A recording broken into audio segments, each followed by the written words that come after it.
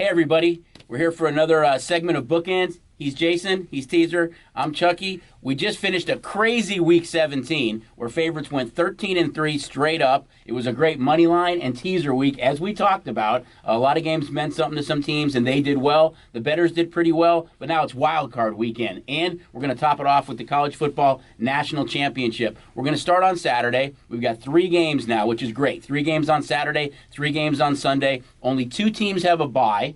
It's the Chiefs and the Packers, which could be the 2 teams that play on that first Sunday in February. But we're going to start with the Buffalo Bills and the Indianapolis Colts.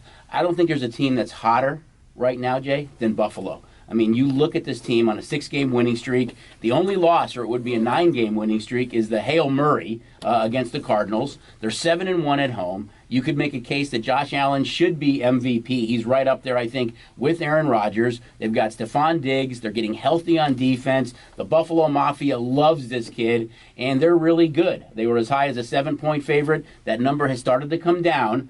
Frank Reich goes home to Buffalo. Can he pull a big upset there, like his come-from-behind win when he was a quarterback there against the Houston Oilers? But it's a great game, and I think it's a great way to start the wild card weekend. Yeah, and this game has got a ton of action on it. Obviously, it's the first game on the board, first game that we're going to have on Saturday. So it's the first one up from people betting it from a money standpoint. But early in the week, this game has really been back and forth, back and forth. A lot of Buffalo action that pushed it up all the way to 7 flat, and we've got significant Colts action to bring it back down to 6.5. Strange that you talk about the Colts, both a top 10 team on offense and defense, being almost a 7-point dog against Buffalo. And the reason for it is exactly what you said, is that Buffalo is really the hottest team out there. I don't think anybody wants to get in their way right now. And there's a lot of people they're making a confident bunch. Yeah, that they're going to be right there with the Chiefs, and this team has a chance to make their way to the big game. I think the one thing that I look at here, again, that favors the Buffalo side, is that the Chiefs' defense, one of the things that they do best is stop the run. I believe they're top 5 in stopping the run, and that's not what Buffalo really wants to do. Buffalo is the 3rd-ranked passing offense in the National Football League, and the Colts have the 20th-ranked passing defense in the National Football League. So kind of a little bit of a strength versus a weakness from the standpoint of Buffalo versus that Colts defense. They play a lot of zone defense to where your man Diggs can find those cracks in the zone, and they should be able to move down the field. So hopefully, if you're looking from a Colts standpoint, they're going to be able to bend but not break and maybe force Tyler Bass into a lot of field goals to stay in the game. And if you like the Colts, one of the reasons maybe like the Colts is Jonathan Taylor, to be able to run the football consistently, keep the that Buffalo might be Bills Buffalo's offense Achilles off the field. heel is against that run. So and then and hope that Phillip Rivers can be Phillip Rivers, that is the good Phillip Rivers and not the bad Phillip Rivers of turnovers. And that's what I think is going to play a big role in this game. If the Colts are going to stay in the game, they're going to have to turn the Bills over, and if the Bills are going to cover, they're going to have to get those key turnovers against the Colts. I think a couple of interesting facts, too, is that the last 3 times the Bills have been in the playoffs, they lost the wild card round. Last year they led, I think it was 16-0 against the Texans before losing. One thing with Buffalo, though, all their games are starting to go over, too. We talked about during the year how the Raiders in Tennessee were so good. I think they were 12-3-1. This Buffalo team, 10-4-2 toward the over. So they do score a lot of points, especially at home. They're, as you said, arguably the hottest team in the league. Nobody wants to play them. You've seen their future book odds plummet. They're a really hot team, and they're fun. It's obvious that they're going to have some fans there. Yep. They're going to have 6,700 fans there. So, I mean, those fans will be, even though it's only a small amount, they will be loud that day, and it has been good two-way action on that game so far. Now we're going to jump to the middle game on Saturday, and that's between division rivals. It's the Seattle Seahawks and the LA Rams. This number has kind of plummeted. We've seen it be up as high as 5 and come down to around 3.5. We don't know for sure if it's going to be Jared Goff or not. It's looking more and more like it is going to be him. He actually threw on the sideline Week 17, and you could see he had some zip on the ball. Wolford played good against the Cardinals that day, but these are division rivals. They split their 2 games during the regular season. They know each other really well. Seattle won that last matchup 20-9. I think we talked about that was not a great performance by Jared Goff. He slid on a 3rd and long that could have changed maybe the complexion of the game, a yard short of the first down. He threw some bad interceptions that day, but it looks like he will be at the starting quarterback for the Rams. And as I said, that number has started to come down a little bit. Yeah, saw the Seahawks go as high as 5, back down to 3.5. All has to do with Goff. The Rams did have some other guys in that Week 17. Akers was a questionable to play. Malcolm Brown and the running backs. Cooper Kupp didn't play. But this game is about Russell Wilson versus that number 1 Rams defense. They lost 23-17 in the first matchup, right, and then won 20-9. Correct. He's really struggled against this Rams defense. I believe he's got 2 interceptions, and he's been sacked 11 times in the 2 matchups this year. The Rams defense has done a really good job of kind of shutting down Metcalf and controlling Lockett. Ramsey against Metcalf could be that's the key matchup, I think, in this game. Yeah, it's going to come down to, can the Rams do something on offense versus this Seattle defense. The Seattle defense has, I think it's the 30th ranked pass defense out there. The Rams just haven't been able to exploit it. They've been bad. You talked about how bad Goff was in that 20-9 loss. There were openings there were holes there, and Goff just missed guys and made bad decisions, and you saw that when he came off the sideline. McVay was frustrated with him. Lighting him up. Remember Troy Aikman doing the game and kind of just like asking, what is Goff seeing? What is he doing here? And I think you've seen that line drop because despite this being a playoff game, these are 2 divisional opponents that know each other really, really well, and this game's going to come down to a big turnover, a big play. And if there's anybody that's had those big plays in him, it's been Russell Wilson late in games, finding ways to make things happen. He did it against the Niners last week. On the flip side of things, this Rams defense has been absolutely exceptional over, I think it's the last 6 weeks. They are averaging only allowing 6.7 points in the second half, and they're averaging 3.8 points allowed in fourth quarters. So when it comes down to the end of games from a defensive standpoint, this Rams unit is the one you want going for you. Yeah, I think it's interesting because still there's no fans. We know that, but it is a tough place to play. Seahawks were still tied for the best record at home. They were 7-1 at home, so it's a very tough place for visiting teams to go play. Rams were just 4-4 on the road this year, and I just don't see a lot of scoring in this game. I think you're going to have a really close game here. Maybe that's why the number has dropped somewhat. The Rams are getting a little healthier. Akers did play last week. He'll have the week to rest. They did activate Cooper Kupp, so they'll have the main guy back for Jared Goff. I mean, that's a big key underneath is Cooper Kupp. He hasn't had the touchdowns, but he leads the team in receiving yards and receptions. He's still his main guy, so I think getting him back is a big piece of that Ram offense. We're going to look at the late game now, and it's Tom Brady and the Tampa Bay Buccaneers against the Washington football team. And it's interesting, in Tom Brady's career, Jay, he has never played in a wild card round. He has always been a division champion. This is the first time that he's going to the playoffs as a wild card quarterback. He caught fire the second half of the season, especially the last month. I mean, he really seemed to play well. Antonio Brown's getting more in the mix and in the game shape. I think the big question mark is Mike Evans. I think he's going to play. But the key here is Washington.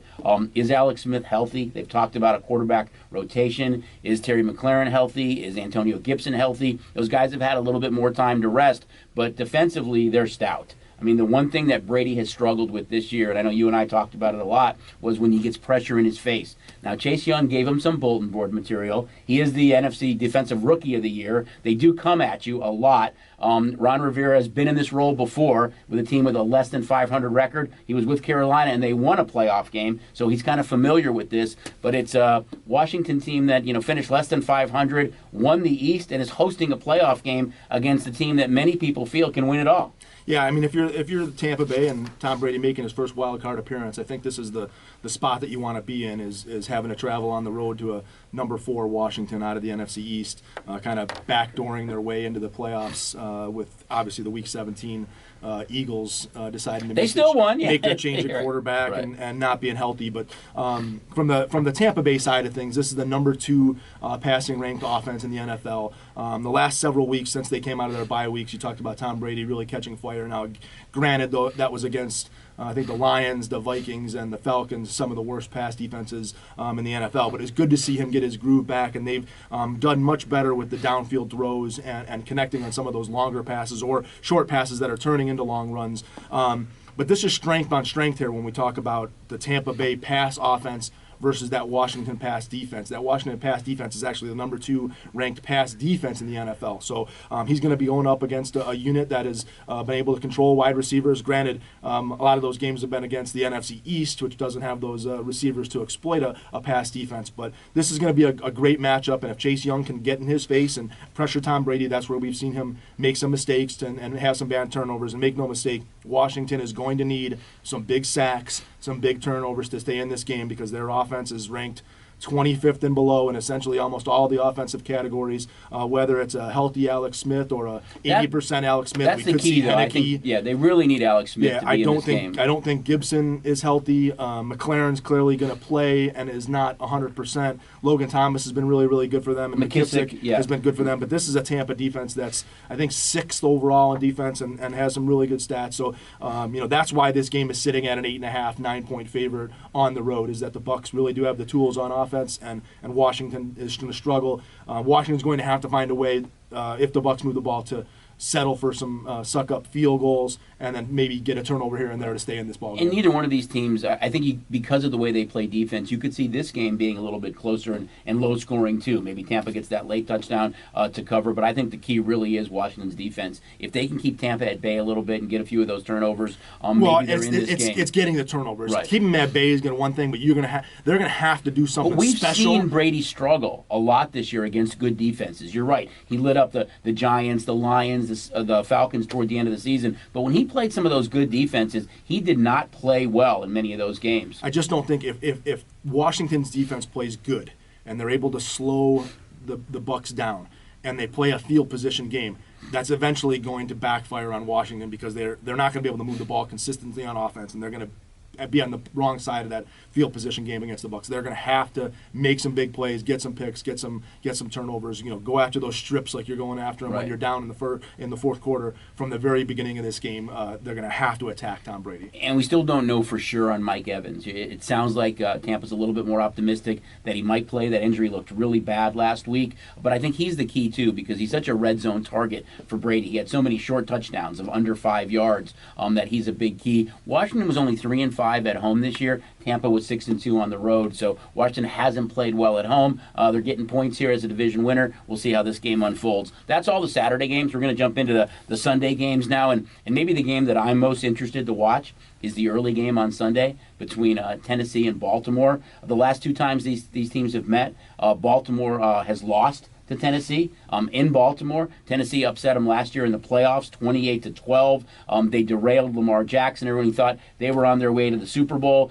Tennessee, too, is a team that scores a ton of points. They tied with the Raiders. They're 12. I think there were 12-3-1 overs this year. Kind of an interesting tidbit on Lamar Jackson. At college, he played in 2 bowl games, 0-2. In pro football, he's played in 2 playoff games, 0-2. So he hasn't been able to win that big game yet. We've seen this number come down as well. Open 3.5, a lot of early action on Tennessee. We've seen that Tennessee defense get torched a little bit of late in the season, especially by Green Bay. Can they stop Lamar Jackson and that running game? And do they have the recipe, like the last 2 meetings, to upset the Baltimore Ravens? Well, I'll start with Tennessee, and we'll talk about, you brought up the Green Bay game. I think you got to throw that out. They walked into that blizzard. They couldn't cover Devontae Adams. They just wanted no part of that game, and then came back in Week 17 and struggled a little bit on defensive against the Texans. They were lucky to get a last-second field goal to go ahead and win that game and beat the Texans.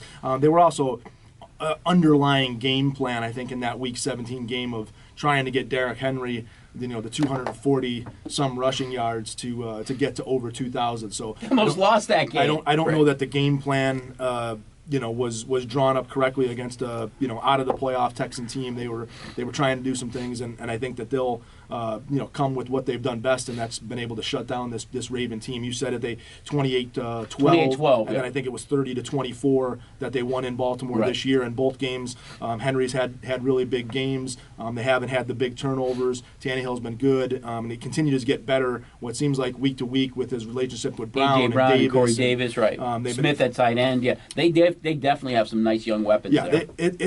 They're going to have to be able to control the Ravens passing game, and it's odd to say that, the Ravens passing game, because Tennessee's weakness is stopping the pass, and it's really not what the Ravens want to do. The Ravens really don't want to throw the ball. They want to Dobbins and Jackson and Ingram and Edwards and control that line of scrimmage, control that clock, wear you down to where you get into that third and fourth quarter. They just can lean on you, and beat on you.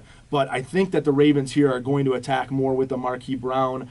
We saw Boykin come out. We've seen now Des Bryant add to the mix. And obviously Mark Andrews, if you go back and look through the stats. I think he's the key. Yeah, he's had some really big games. He's become against the favorite of Lamar Jackson. And as you mentioned, Des Bryant's a big key on the outside, too. He has a couple of touchdowns toward the end of the season. So I agree. I think they're going to look to stop them on the run. They're going to have a scout or a spy to try to prevent Lamar Jackson. But can he exploit them through the air? Yeah, so I'm saying I think that you'll see a little bit more Raven passing game here. And, what was it? It was 2 weeks ago we saw Ohio State knock off Clemson. And watching that game, you heard about Ohio State, losing to Clemson the year before and the tears and the frustrations. And they had that game circled on their calendar to, come back and be able to battle this Clemson team. And I know that the Ravens played the Titans this year. It was in the regular season, but this seems like a little bit of the same scenario here of Ravens got knocked out by the Titans on their home field last year, and it's a little bit of return the favor. So I think that there may be a chip on the shoulder of the Ravens. We talked about that chip on the shoulder of the Ravens at the beginning of the year. They didn't play particularly well. They found their groove here later in the year and are sitting probably behind the Chiefs and the Bills, maybe even the Steelers from a standpoint of who's going to take that AFC. But if they can get through this game, if they can knock this Titan team off and gain some confidence, look out for the Ravens. Yeah, I think a lot of people are afraid to play them as well. They got hot toward the end of the season, but their last 3 wins, the schedule makers really did a lot of favors. I think they had the Bengals, the Jags, and the Giants, so they were able to put themselves in a good position to be one of those wild card teams where some of the other teams, you look at the Dolphins, they had to travel to play Vegas, they had to play at Buffalo, they had a tough finish to theirs. I think there still is a lot of pressure on Lamar Jackson, though, just the fact that he hasn't been able to win that big game.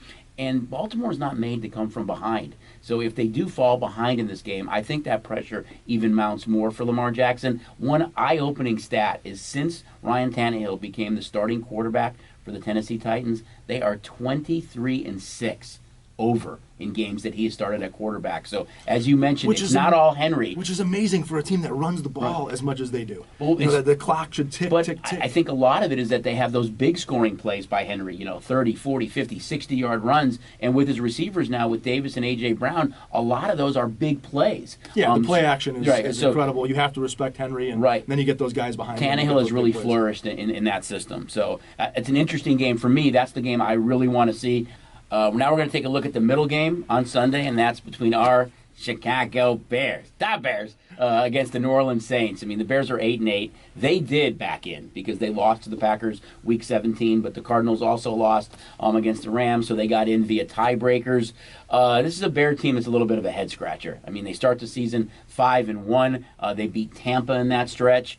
They looked really good. And they then lose 6 games in a row. Then they win 3 games after they go back to Mitchell Trubisky at quarterback. And they kind of limp into the playoffs a little bit. Defensively, they have not been good the second half of the season. There's a lot of question marks there. During that 6-game losing streak would they keep general manager Ryan Pace? Would they keep head coach Matt Nagy? Would Mitchell Trubisky be back? Yet they've never had a losing season with Nagy and Pace. They went 8-8, 12-4, 8-8, and 8-8. So when you think about that, and you look at the Bears, at Nagy's predecessors in Fox and Trestman, they struggled to win 3 and 4 games. So they have had some success there, but defensively, they've really taken a step back. They're playing against a team that I think can win it all. I think, Breeze hasn't been Breeze, but Manning was able to win a Super Bowl when he wasn't Peyton Manning. And I think that defense is lights out. Kamara, you can make a case, is one of the top 3 backs in the league. It looks like they're going to have Michael Thomas back. They have activated him. These two teams played earlier in the year in Chicago. It wasn't Trubisky, it was Foles. The Saints won that game in overtime, 26-23. But 2 things really stood out to me. That was outside in the cold in Chicago. Drew Brees was 31 of 41, and Alvin Kamara averaged almost 6 yards rushing in that game. The Bears' defense is going to have to be phenomenal in this game, and Mitchell Trubisky is going to have to throw downfield, which he didn't do against the Packers in Week 17. Yeah, there's a reason why the Bears are a 10-point underdog here. Their offense. Wait a minute, underdog. You heard that, right? Yeah, Teaser. Well, we're gonna need Teaser's gonna have to come through for the books this week. But no, go back to the Saints. Their defense is absolutely exceptional. They can turn it on. They had a couple stinkers in there and losses to the Eagles, but they they've really turned it on the last couple weeks and played good. And I think that the Breeze going out and the Michael Thomas going out have done nothing but develop this Saints team even more in getting guys like Emmanuel Sanders and Cook and Latavius Murray and Taysom Hill. So they've got some crazy things that they can do on offense. I think that they're only getting better on offense. And you said, I think the key to this game is the Bears, if they're able to throw the ball down the field. I think you just watch Bears games and you see that Trubisky is throwing those 5 to 6 yard passes to the outside and hoping that the receivers can break a tackle, whether it's Robinson or Mooney or David Montgomery out of the backfield. And against teams Montgomery's been really good though, Montgomery's the second half of the season. Fantastic running the football. But again, they've had some teams, call it the Vikings or the Lions, that they've been able to do those things and have success against. And unfortunately, the Saints are not the Lions or the Vikings. This is a different brand, let alone having to go down to New Orleans to play this game, whether it's without fans. Being on that turf is where the Saints are so fast. They're so fast in their secondary. You said that this is a team that can threaten for the NFC Championship. And this is a 10-point game for a reason. I keep saying that the only way I think the underdog can possibly stay in these games is really bend but not break and try and hold them to some field goals and some key turnovers. The Bears have done a good job when Hicks has been in there and stopping the run. Other games they've had some really difficulty stopping the run, and from a Alvin Kamara standpoint, I doubt he'll put up 6 touchdowns like he did on Christmas Day, but I do think that they'll still have some success running the football here, and if they have success running the football early, that sets up that play action pass where Breeze can hit Sanders and Cook, and if Michael Thomas is back in the mix and can be even 80% of what we're used to seeing out of Michael Thomas, the Saints are going to be in a really good situation. And the Bears defense really struggled against Green Bay once Roquan Smith went out. He's their young linebacker. I think he was in the top 3 in tackles this year. We don't know for sure if he's going to be back or not. He did not practice yesterday. There's some rumors that he dislocated his elbow and he is out for the playoffs. If he's out, the center of the field just becomes a bad spot for that Bear defense. Ironically, though, the Bears were 5-3 on the road this year. They were a much better road team. They were only 3-5 at home, so he seemed to be more relaxed on the road. The Saints were 6-2 at home. Just such a good team. But Saints are that team that I think if they get on a roll, they could be playing on that first Sunday in February. I think their defense is really good. I'm still Agreed. not sold on the whole offensive picture when we start talking about them matched up against the Packers or other teams in the NFC. The one thing that I would look for here in the Bears is to play real loosey-goosey, 10-point underdog, nothing to lose. Hopefully we see that kind of Matt Nagy creative offensive mind that we saw maybe his first 2 or 3 years in Chicago. Well, they have nothing to lose, right? Where we see some more halfback passes and some trick plays because that's what they're going to have to do. You're a 10-point underdog, and there's rumblings about will he definitely be back or Pace. I think they will, but yeah, why not try some of that stuff? I mean, this is the opportunity to, if you're in that game, to be as creative and aggressive as you possibly can be.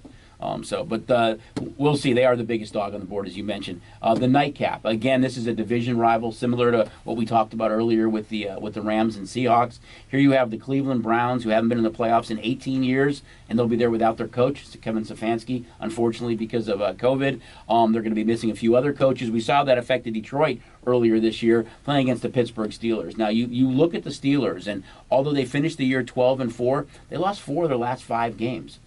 They beat the Browns earlier in the year 38-7 at Heinz Field, and that has been somewhat of a house of horrors for Baker Mayfield. He hasn't played well there. And they lost with Mason Rudolph and a bunch of starters not in a game that Cleveland had to win Week 17, only 24-22. The key to them was not getting the second seed. It was getting some rest for Ben Roethlisberger, some of those wide receivers, some of the defensive players, yet they still played really well in that game. Mayfield struggled, though. I think in the game against Pittsburgh, he threw 2 interceptions and fumbled. One was a pick 6. He only threw for 119 yards. In his career, I believe he's never thrown for over 225 yards in Heinz Field. I think he's going to have to do that on the late game on Sunday. Interesting tidbit here, too, is I think when you look at Cleveland, do they have enough to kind of step up offensively and win that game? I'm just not sure they do. Yeah, they start with the coaching. Stefanski's a big loss. We saw this game was Steelers 3.5, kind of where it opened. We actually opened 4. And thinking that the Steelers were a little bit ranked a little bit more than the Browns in that. And now with Stefanski being out and some of the other coaches being out, this game's gone all the way to 6. It's even touched 6.5 and come back down to 6. And Stefanski's a big deal. He's a lot of the confidence in Baker Mayfield's head and what they do. Obviously, they want to run the ball first. So from an offensive coordinator standpoint, is whether it's Chubb or Hunt to want to run that football. But once they're able to run the ball, then you're able to get guys like Higgins and Landry behind that defense and some big plays from this Browns team. I'm going to punt out the game last week for the Browns and the fact that, again, they didn't practice for much of the week with COVID. Right. They knew the Steelers were starting their backups, and they knew that there was a very high potential that this was going to be the matchup again this week. So you don't kind of empty your playbook and do everything that you're going to do to try and win a game. You kind of tailback right, tailback left, and run an offense that's kind of a vanilla offense and try and get out of the week. So I don't know that you can look completely at last week's game from a Browns offensive standpoint. Now, on the Browns defensive side of the football is a different story. The fact that Mason Rudolph was able to throw for 327 yards doesn't bode real well for the fact that they're going to have to face Roethlisberger, and we didn't see really Deontay Johnson and James Washington play full set of reps. Juju Smith-Schuster and Chase Claypool got a lot more time in the game. So I think from that standpoint, that defensive secondary for the Browns could be in some trouble with a rested Ben Roethlisberger, and they haven't been able to run the ball at all. I think they're ranked 30th in rushing in the National Football League. So the Steelers are going to throw the football, and the Browns are going to have to do something special on the offensive side of the football to stay in this game. They are division rivals, though, and you start to get familiar with the team and know what to expect. So despite the fact that the Browns went there 38-7 and it hasn't been a good pace for them to play, I still think this Browns team has got enough tools in the bag to stay in this game for a little while. They just can't have the bad turnover or do something crazy to let the Steelers get a run. And the Steelers saw it throwing out Week 17, something that might have changed this team's entire season was that Colt game where they came back from a 21-point deficit. That might have gave them the offensive and confidence that they need to make a playoff run here. Yeah, I think when you look at the AFC too, all 3 games from a point spread perspective, a lot closer than what you're seeing in the NFC when 2 of the games are almost double-digit favorites. So we just finished Wild Card Weekend games on Saturday and Sunday, but what a great way to finish. Monday night, college football national championship game. Undefeated Alabama, Nick Saban a chance to win another national championship against Ohio State and Justin Fields, who just really beat up Clemson in that game, that playoff game. I think kind of interesting here for Clemson, or for Ohio State, is if you like Ohio State, they really torched that Clemson defense. Venables' defense was ranked 5th overall against the pass in the FBS.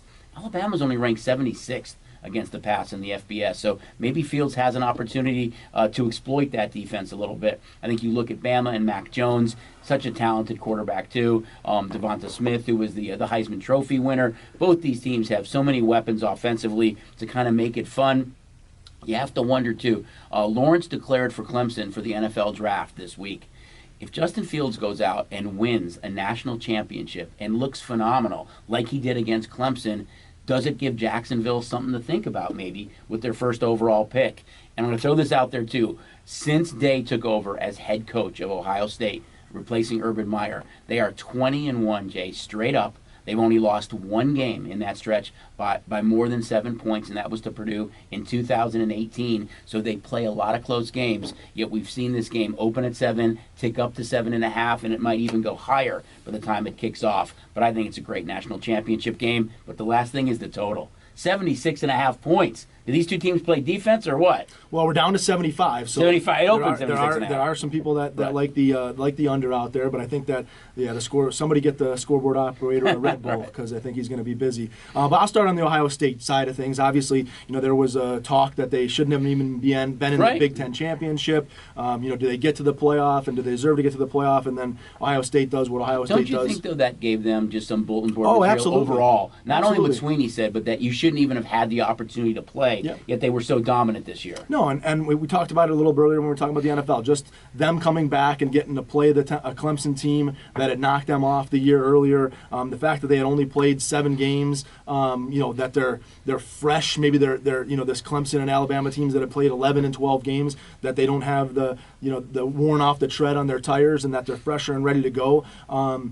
Fields has been, absolutely outstanding all year long. When he's had Chris Olave in the lineup, they've done really good offensive things. The one game he didn't have Olave was against Northwestern, where they struggled and got that win. I think it was 22-10. So Chris Olave, to me, is really the key to that Ohio State offense, despite the fact that you got Sermon and Master Teague able to run the ball there. When they're able to run the ball, I think that Fields' guy is Olave, and he's looking for Olave to be able to make those big plays on the offensive side. On the defensive side, they're going to have some real struggles walking into this Alabama offense. You talked about the Heisman Trophy winner and Devonta Smith. Obviously, we've got Mac Jones, who finished third in the Heisman Trophy race, and then Harris, who was, I think, 5th in voting, coming out from the running back spot. So, are we going to have a hurdle prop up for Harris in this game? Just the offensive weapons for Alabama just been absolutely fantastic. But we saw Ohio State able to do some special things and shutting down Trevor Lawrence and that Clemson offense, which has just as many really, really good weapons. But Alabama, again, just different story here from a standpoint of just a total team effort, been able to put up 50 points.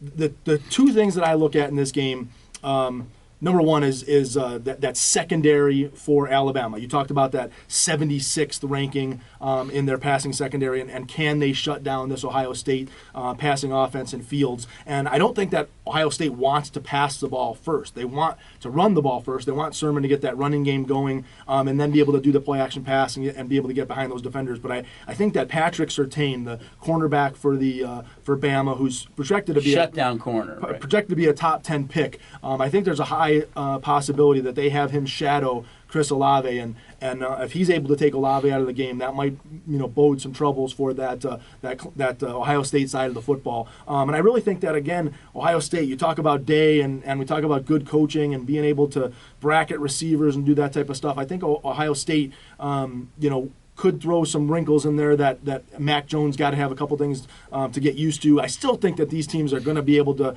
go up and down the field on each other, but I think that we could see a little bit of a slow start. That, again, the national championship stage, maybe a quarter of 7-0 or 7-7 or 0-0 as these teams kind of feel each other out, and then we watch them kind of get back in the mix and be able to explode, and we'll see if they can get over that 75 total. But the one thing that I thought was interesting when I started to kind of look at stats and from an Alabama side of things, they played in 4 BCS national championships here. All 4 of them have gone over.